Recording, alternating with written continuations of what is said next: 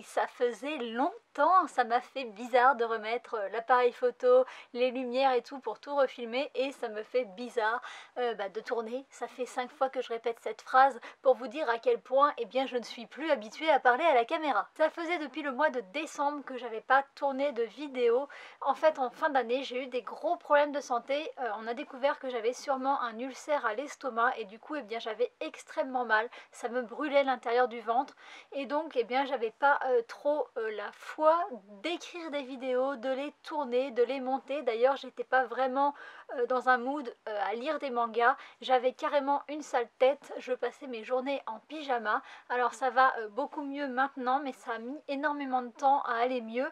J'avais un traitement, mais qui traitait pas la cause, qui traitait juste les effets de manière temporaire et ça marchait pas des masses. Et donc, du coup, eh bien, il a fallu en fait que cette petite plaie que j'avais à l'intérieur du ventre eh bien guérisse pour que ça aille mieux et c'est pas encore résolu à 100%. Donc du coup je suis encore extrêmement fatiguée et il y a beaucoup de jours où j'ai vraiment une sale tête et où c'est pas forcément simple pour moi eh bien de lire des mangas et encore moins du coup de tourner des vidéos. Donc je vous en ai fait une. J'espère d'ailleurs que cette petite introduction vous a plu. C'est très différent de ce que je faisais jusqu'à présent, mais c'est en fait ce que j'avais envie de faire depuis le début de ma chaîne, des espèces de mini courts-métrages pour présenter un manga ou une ambiance. Alors ça sera pas le cas à chaque fois parce que vous en doutez, ça prend énormément de temps. Ça fait plus de 15 jours que je suis sur la partie qui fait 1 minute 30 juste avant là, donc c'est vraiment beaucoup de travail. Le plus compliqué, c'est pas forcément de tourner, pour ça il faut simplement que je sois assez en forme pour pouvoir le faire, donc c'est pas forcément possible tous les jours. Et puis aussi il faut un petit peu sortir de sa zone de confort parce que quand je vais en pyjama à côté du parc du château de Versailles, parce que c'est l'endroit où il y a des espaces verts le plus proche de chez moi, et que je cours comme ça en criant alors qu'il y a des gens qui sont bien autour de moi, il faut effectivement que je fasse face à ma timidité. Donc ça c'était pas forcément facile parce qu'en plus je crie. Vous n'entendez pas dans la vidéo parce que je savais pas encore que j'allais mettre du son par-dessus, mais je crie en courant et donc c'était vraiment, les gens me regardaient un petit peu comme si j'étais bizarre et ils avaient bien raison. Mais c'est pas ça le plus dur c'est tout ce qui est effets spéciaux. Par exemple là il y a une araignée géante qui me court derrière, je savais pas du tout incruster quelque chose en fond vert dans une vidéo, je l'avais jamais fait puisque je fais que des vidéos face caméra, donc il n'y a pas du tout d'effets spéciaux à faire. Et je m'étais un petit peu entraînée avec une vidéo avant que j'ai postée sur Instagram. Pour ceux qui ne me suivent pas sur Instagram, allez-y, je poste quasiment tous les jours, même quand je suis pas très bien, et bien j'essaye de poster quand même. Donc il y a beaucoup plus d'actualité sur Instagram qu'ici. Donc sur Instagram, j'ai fait une vidéo pour la sortie de Meshul où je fais voler une boîte comme ça par magie et ça prend à peu près 4-5 secondes et en fait j'ai dû retoucher toutes les images. Donc il y a 25 à 30 images par seconde. Donc du coup j'ai retouché entre 120 et 150 photos juste pour 4 ou 5 secondes de vidéo et ça c'est des choses que j'ai jamais fait, donc c'est un peu compliqué pour moi. Je regarde beaucoup de vidéos et de tutos sur internet pour apprendre, mais en même temps c'est nouveau, c'est compliqué, mais j'aime bien apprendre des nouvelles choses et sortir de ma zone de confort, donc c'était vraiment très cool et j'ai réalisé bien un petit peu une envie que j'avais depuis bientôt 5 ans puisque la chaîne va bientôt avoir 5 ans et donc j'espère que ça vous plaira parce que j'aimerais bien en refaire d'autres, pas toutes les vidéos comme je l'ai dit, mais j'aimerais bien que ça vous plaise pour que vous me motiviez à en faire d'autres. J'arrête de blablater et de vous raconter ma vie et je passe maintenant au sujet pour lequel vous regardez cette vidéo. Je vais vous présenter la série Solo Leveling. Ce n'est donc pas d'un manga dont je vais vous parler aujourd'hui, mais d'un webtoon, le premier que je lis. Et pour ceux qui ne savent pas ce que c'est, un webtoon, c'est une bande dessinée coréenne numérique qui se lit de manière verticale sur un ordinateur ou sur un téléphone. Celui-ci est l'adaptation d'un light novel qui a commencé en 2014 et qui est terminé en 14 volumes. La version webtoon a commencé en 2018 et il y a une version papier aussi en Corée qui comporte déjà 11 tomes, mais il faut savoir que en France je crois que la version papier comporte 12 épisodes alors qu'en Corée elle en comporte seulement 6. Et pour ceux qui veulent se procurer ce titre, sachez qu'il est déjà sorti depuis la semaine dernière et normalement le tome 2 devrait arriver au mois de juin. Le scénario est de Shugong et les dessins sont de Dubu et j'espère que j'ai bien prononcé les noms parce que je sais pas du tout prononcer à la coréenne. En même temps, je sais pas non plus prononcer à la japonaise ni en anglais. Si vous me suivez depuis un moment, vous savez que je suis nulle en langue, donc du coup j'espère que j'ai pas écorché les noms, et si c'est le cas, j'espère que personne m'en voudra. Le tome est entièrement en couleur, il coûte 14,95 € et c'est tout ce que je vous dirai pour les informations. Ce titre commence à Séoul, en Corée du Sud, et on n'a pas de temporalité, mais je dirais que c'est une période qui est assez proche de la nôtre parce qu'il n'y a pas l'air d'avoir beaucoup de différences, hormis deux qui sont quand même assez majeures. Depuis quelque temps, d'étranges portails qui permettent de communiquer avec des donjons sont apparus sur Terre, et les hommes peuvent les explorer, mais les monstres qui y vivent peuvent aussi en sortir, et vous vous doutez bien que si des monstres débarquent dans notre monde, ça va créer pas mal de catastrophes. Heureusement, comme dans toute bonne histoire qui se respecte, l'auteur nous propose une solution. À partir du moment où les portails sont apparus, certaines personnes ont commencé à développer des capacités hors du commun qui leur permettent d'aller terrasser les monstres et explorer les donjons. Ces humains sont appelés les chasseurs. Et en tout bon être humain qui se respecte, c'est-à-dire en petit égoïste, les chasseurs vont se servir de ces missions pour aller piller les donjons et revendre les ressources. Dans ce titre, on ne va pas suivre le chasseur le plus mémorable, le plus fort ou le plus compétent. Non, non, non. Enfin, pas au début. On va partir explorer un donjon aux côtés de Jingwoo, le plus faible des chasseurs de rang E. En fait, c'est le plus nul des chasseurs de tous les temps. Il est tellement mauvais qu'il n'est jamais ressorti indemne d'un donjon, même quand il s'agissait des plus faciles. Les autres chasseurs sont toujours très contents de le voir avant de partir dans un donjon parce que s'il est là, ils savent que la mission va être très simple. C'est vous dire à quel point le mec a une réputation de bras cassé. Seulement cette fois-ci, l'avidité des hommes qui veulent toujours plus de ressources et toujours plus d'argent va transformer une simple exploration en véritable massacre. Le classement des donjons en fonction de leur rang et les missions pour les explorer sont commandités par un groupe qui s'appelle l'organisation. Elles sont mises en place d'une part pour récupérer les ressources, mais surtout pour terrasser tous les monstres, puisqu'une fois que les monstres et le boss du donjon ont été battus, eh bien le portail disparaît. Mais cette fois-ci, malgré le fait que tous les monstres soient morts, eh bien ça n'a pas l'air de fonctionner, et c'est normal puisqu'il y a un des chasseurs qui va trouver une autre entrée qui mène à un autre donjon. Normalement, avant de tenter quoi que ce soit, la règle veut qu'on rapporte la découverte à l'organisation, mais vous savez, la nature humaine et les règles, ça ne fait pas bon ménage. Le temps de communiquer cette info pourrait permettre à une autre équipe de découvrir ce donjon, de venir, de l'explorer et de rafler toutes les ressources et donc de rafler tout l'argent. La décision finale pour aller explorer ou non ce donjon va être prise par un vote et la majorité, dont Jingwoo, va décider de privilégier l'argent. Mauvaise pioche puisque ce donjon va devenir le tombeau de nombreux membres du groupe. À la manière d'un piège, de lourdes portes vont se refermer sur nos chasseurs et ils vont devoir mettre leurs neurones en action pour s'en sortir. Seulement, ce jour-là, il semblerait que seulement Jingwoo ait décidé d'être intelligent. Mais ça ne va pas suffire puisque malheureusement, il va succomber devant la force incommensurable de l'ennemi. Enfin,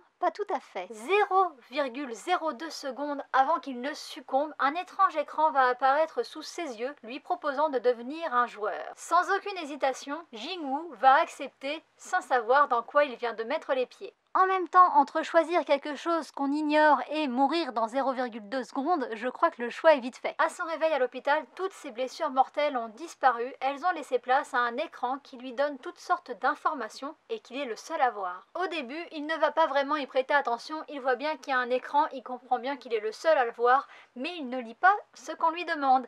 Et là, la première sanction du système va tomber et il va être puni. Il faut savoir quand même qu'il s'est fait téléporter dans un désert où il a dû affronter un monstre. Pour survivre, il va donc devoir exécuter les missions qu'on lui donne et en plus, il semblerait qu'il y ait un petit gain non négligeable au fait d'exécuter les missions, c'est qu'on lui promet qu'il va devenir un grand guerrier. Je passe maintenant à mon avis et ma première impression sur ce manga concerne les dessins puisque j'ai trouvé que ça faisait énormément jeu vidéo et en lisant l'histoire, eh bien cette impression s'est confirmée. Alors j'ai jamais joué à un MMORPG. Pour ceux qui ne savent pas ce que c'est un MMORPG, eh bien c'est un jeu avec un monde ouvert que l'on peut explorer. Il y a d'autres joueurs avec qui on peut interagir et le but c'est de faire monter de niveau son ou ses personnages. Le jeu le plus connu dans ce style-là, c'est World of Warcraft. Mais c'est vachement comme ça que j'imagine le truc, sauf que bien, au lieu de se passer dans un monde de fantasy, là ça se passe dans la vie réelle. Si bien entendu les personnages étaient réels. J'ai donc trouvé que les dessins faisaient beaucoup jeux vidéo et qu'ils étaient assez sympas et j'ai été agréablement surprise parce qu'on m'avait dit que ce qui pêchait un petit peu avec le webtoon, c'était que les dessins n'étaient pas terribles. Le style est assez particulier et ça ne ressemble pas à ce qu'on retrouve dans les mangas, aussi bien au niveau du trait que de la mise en couleur, puisque le tome entier est est en couleur, ce qui explique le prix de 14,95 €. En fait c'est un petit peu cher, mais quand on sait que tout est en couleur, ça se rapproche un petit peu du prix d'une BD. J'en profite aussi pour dire que le sens de lecture est le sens de lecture occidental. En Corée, ils lisent les livres de la même manière que nous, et donc du coup ça a été publié de cette manière-là, et pas comme un manga qui est à l'inverse de ce qu'on fait nous. Pour en revenir au dessin, c'est pas forcément égal tout au long du tome, mais il y a vraiment des scènes qui sont super bien faites, super bien dessinées et qui sont assez épiques, notamment avec les combats contre les ennemis. Il y a un moment où il y a un des méchants qui se met à sourire et on voit tout de suite que les personnages vont passer un sale quart d'heure. Il a vraiment une expression qui est vraiment dark, vraiment très glauque. Il y a vraiment aussi des nuances de couleurs qui sont différentes entre les moments où ils sont à l'extérieur des donjons et à l'intérieur des donjons, et ça c'est vraiment bien fait, et puis le dessin colle bien à l'ambiance qui est vraiment sombre, et je crois que ça s'assombrit encore plus dans la suite. Pour l'histoire, le tome 1 plante essentiellement le décor pour nous montrer à quel point Jingwoo est faible. Et au fil des pages, on va découvrir comment il acquiert son statut de joueur, puisque certains chasseurs, en fait, ils subissent un premier éveil pour devenir chasseurs, et après, certains de ces chasseurs subissent un second éveil pour devenir des joueurs. Et on n'en sait pas plus, à part le fait qu'ils voient des écrans et qu'ils ont des missions, eh bien ça s'arrête là. On ne sait pas quelle est la différence exacte entre un chasseur et un joueur, on ne sait pas comment sont apparus les donjons, pourquoi il y a les portails, qui sont les ennemis, qui sont les autres chasseurs, qui sont les autres joueurs. Franchement, on sait que dalle, on en sait juste assez pour avoir envie de lire la suite. D'ailleurs, si vous avez envie de la lire, elle est déjà disponible sur Veritoon. Moi j'ai encore un blocage avec le fait de lire sur un écran, j'aime vraiment pas ça, donc j'ai pas été la voir, mais j'en sais un petit peu plus parce que j'ai fait mes recherches. En les faisant, je suis tombée sur l'avis de personnes qui sont rendues beaucoup plus loin que moi dans l'histoire et qui disent qu'en fait il n'y a pas vraiment de message de fond dans ce titre. Ils espéraient que ça parle un petit peu de la société coréenne, que ça la critique, que ça vienne critiquer le fait que la société coréenne est basée beaucoup sur l'apparence, sur la performance, mais apparemment ça va pas du tout partir comme ça. L'histoire se base essentiellement sur le fait que ce héros part de rien et va devenir super fort. On va voir l'évolution de sa personnalité, de son physique, et comment en fait le fait de devenir plus fort physiquement et plus beau va renforcer son mental, et comment son mental va influer sur son physique, et on va le voir battre des monstres, devenir plus fort et même peut-être se battre contre d'autres chasseurs ou contre d'autres joueurs. Et il y a donc évidemment d'autres joueurs, et c'est sur un de ces joueurs que je me suis basée pour vous faire mon petit personnage du début de la vidéo, qui est un archer. Il s'appelle Ling Tae-gyu, ou je crois que c'est quelque chose comme ça, je sais pas comment ça se prononce, et c'est un archer, et c'est un des personnages que j'ai trouvé en faisant mes recherches. Il a un petit chapeau de cow-boy et un arc, et du coup j'ai trouvé que c'était parfait de vous faire une héroïne qui se présenterait un petit peu comme ça.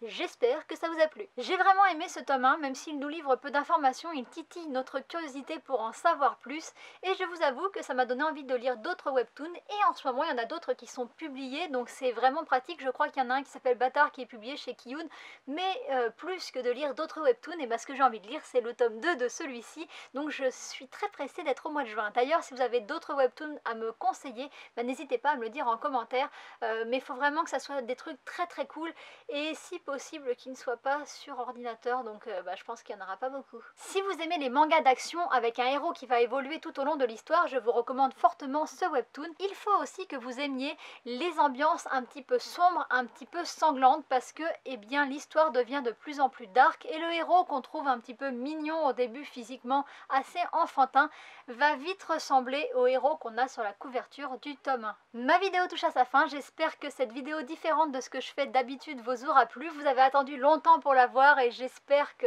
du coup vous allez être au rendez-vous quand même. Si vous avez aimé, n'hésitez pas à me mettre un commentaire pour m'encourager à en faire d'autres, et puis pour essayer qu'elle soit le plus vue possible, parce que c'est important sur YouTube. Voilà, je ne sais pas quoi dire d'autre. Je ne vais pas vous dire à bientôt pour une prochaine vidéo, parce que j'espère que ça sera bientôt, mais je ne sais pas quand est-ce que sera la prochaine. Je vous dis juste donc bye bye.